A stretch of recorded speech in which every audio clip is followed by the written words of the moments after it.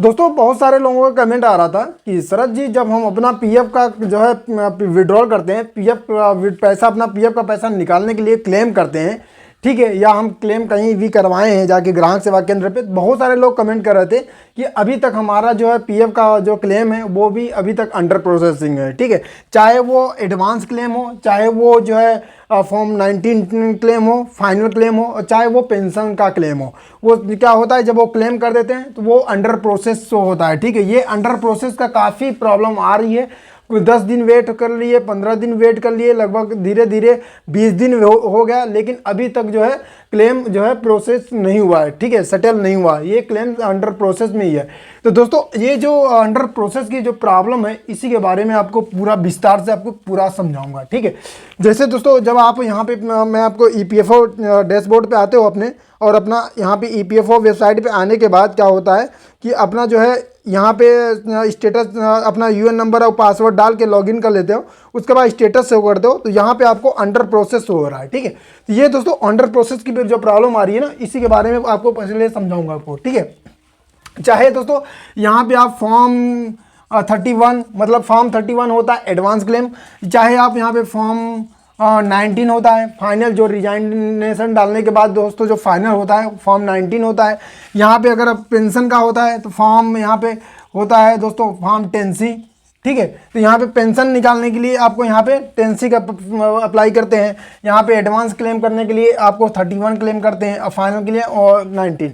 तो दोस्तों अगर आपका यहाँ पे कोई सा भी आप क्लेम किए हो, तो बहुत लोग कमेंट कर रहे थे कि शरद जी आज भी हमारा जो है पीएफ अंडर प्रोसेस में ही है और मैं परेशान हो चुका हूँ। तो दोस्तों ये जो अंडर प्रोसेस की प्रॉब्लम है, इसी के बारे में आपको विस्तार से समझाऊंगा, चाहे आपका फॉर्म यहाँ पे 31 हो, 19 हो, 10C हो। ठीक है, तो दोस्तों यहाँ पे अंडर प्रोसेसिंग इसलिए शो होता है, अगर आपका लगभग 10 दिन में नहीं हुआ है तो आपको यहाँ पे वेट करना है। ठीक है, लगभग आपको बता देना चाहता हूँ कि ईपीएफओ का रूल है, मैं आपको यहाँ पे स्क्रीन में शो कर रहा है, आपको दिखा देना चाहता हूँ।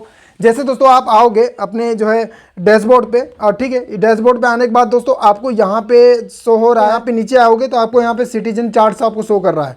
अब जैसे यहाँ पे सिटीजन चार्ट्स पे आओगे ना, तो आपको दोस्तों यहाँ पे क्लेम का सारा यहाँ पे प्रोसेसिंग दिया है। देखो आप दोस्तों देख सकते हो, स्क्रीन में आपको दिखा देना चाहता हूँ कि यहाँ पे दोस्तों देखो अगर आप यहाँ पे फाइनल विड्रॉल के लिए यहाँ पे 19 फॉर्म में 19 क्लेम की हो, तो यहाँ पे दोस्तों 20 दिन लगभग वेट करना पड़ता है।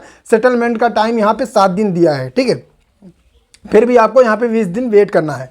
अगर इनलेस एडवांस क्लेम किए हो तो दोस्तों आप यहाँ पे आपको 20 दिन वेट करना है। ठीक है, ये ईपीएफओ का रूल है। ठीक है, आपको यहाँ पे वेट करना है। ठीक है, आप यहाँ पे दोस्तों देख सकते हो। ठीक है, अगर आप यहाँ पे दूसरी बार फॉर्म जो है एडवांस क्लेम किए हो तो भी आपको यहाँ पे 3 दिन आपका यहाँ पे जो है अंडर प्रोसेसिंग का जो है वेरिफिकेशन होगा लगभग, और 20 दिन लास्ट तक आपको वेट करना ही करना है। ठीक है, सेम वही पेंशन का भी यही आपको रूल है।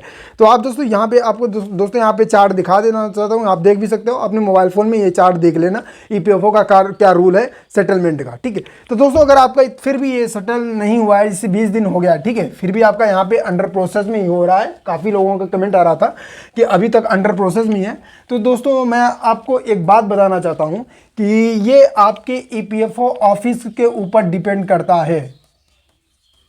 ठीक है, ये आपके ईपीएफओ ऑफिस के ऊपर डिपेंड करता है। ठीक है, जैसे अब मैं आपको बताना चाहता हूँ, एग्जांपल के थ्रू बताना चाहता हूँ कि वो अगर आपके ऑफिस में जितना क्लेम होगा, ठीक है, अगर अधिक क्लेम होगा तो यहाँ पे आपके ऑफिस में थोड़ा टाइम लग सकता है। जैसे आप रेलवे स्टेशन पे जाते हो, एग्जाम्पल के थ्रू मानो, ठीक है, एग्जाम्पल थ्रू यहाँ पे मान लो, ठीक है, जैसे आप रेलवे स्टेशन पे जाते हो तो काउंटर है, काउंटर पे आपको क्या होना पड़ता है कि एक बाई एक यहाँ पे एक एक करके यहाँ पे लोग लाइन में लगे रहते हैं टिकट लेने के लिए। ठीक है, तो जैसे यहाँ पे नंबर जब क्रम बाय क्रम आता है तभी यहाँ पे जो है सबका यहाँ पे होता है, टिकट मिलता है। सेम वही प्रॉब्लम यहाँ पे यहाँ ईपीएफओ ऑफिस में आता है कि जैसे जहाँ आपका जो ईपीएफओ ऑफिस है, ठीक है, जैसे आपका जो कंपनी में आप काम कर रहे होंगे उसका ईपीएफओ ऑफिस जहाँ है, उस ईपीएफओ ऑफिस में अगर ज़्यादा क्लेम होंगे, तो थोड़ा टाइम लग सकता है, कम क्लेम होंगे तो जल्दी सेटलमेंट हो सकता है। मतलब आप समझना चाहते हैं, मैं आपको अच्छी तरीके से समझाना चाहता हूं कि वो ईपीएफ ऑफिस में बहुत सारे लोग ऐसे भी आपको मिले होंगे, आपके ही साथ में काम करते होंगे, आपके अड़ोसी पड़ोसी आपके रूम में ही रहते होंगे, पार्टनर में सिम में ही होते होंगे। फिर भी अगर आप उनसे पूछोगे तो वो बोलेंगे अरे मैंने तो क्लेम किया था बट हमारा जल्दी सेटलमेंट हो गया, अभी यह जो है, और आपका क्यों नहीं हुआ है, पता नहीं क्यों नहीं हुआ। तो दोस्तों इस पर आपको फोकस बस इतना करना है कि अगर आपका यहाँ पे पीएफ ऑफिस के ऊपर डिपेंड करता है कि आपकी कंपनी का पीएफ ऑफिस कहाँ है, उसमें कितना सेटलमेंट पेंडिंग है, उस पर दिक्कत है। और दोस्तों यहाँ पे सामने वाले का में वहाँ उसका जो पीएफ ऑफिस था उसमें कम क्लेम था, वो जल्दी सेटलमेंट हो चुका है। ठीक है, तो उसमें जल्दी सेटलमेंट हो जाता है। अगर उनके पीएफ ऑफिस में कम क्लेम है तो जल्दी सेटल हो जाएगा। ठीक है, क्योंकि वहाँ पे कम क्लेम है और आपके ऑफिस में जो है ज़्यादा क्लेम हुआ है, लोग ज़्यादा क्लेम किए हैं, तो थोड़ा टाइम लग सकता है, लेकिन सेटलमेंट सभी का होता है। तो दोस्तों आपको यहाँ पे घबराने की बिल्कुल ज़रूरत नहीं है। अगर आपका पीएफ क्लेम सेटलमेंट नहीं हुआ है, पेंडिंग है, तो आपको लगभग यहाँ पे 22 दिन वेट करना ही करना है सेटलमेंट के लिए। ठीक है, लास्ट ईपीएफओ कहता है कि 22 दिन आप मुझे टाइम दीजिए, उससे कम में हो जा रहा है तो बहुत अच्छी बात है, क्योंकि हमारे पास क्लेम कम थे इसलिए हमने जल्दी कर दिया। मैक्सिमम आपको 22 दिन देना चाहिए। ठीक है, अगर दोस्तों बाद में अगर आपको ये भी डाउट हो लग रहा होगा कि दोनों ऑफिस एक ही हैं, तो इस पे भी आपको बताना चाहता हूँ कि कभी कभी दोनों ऑफिस एक ही रहते हैं, एक ही कंपनी के एम्प्लॉय रहते हैं, एक ही ऑफिस रहता है, फिर भी कई बार लेट हो जाता है। तो उसको वो डिपेंड करता है कि आप जो जिस डेट को किए हो वो डेट के ऊपर डिपेंड करता है कि कहीं छुट्टियों के समय में तो नहीं किए हो। छुट्टियों के समय किए रहते हो तब भी आपका जो है यहाँ पे सेटलमेंट की प्रॉब्लम आती है।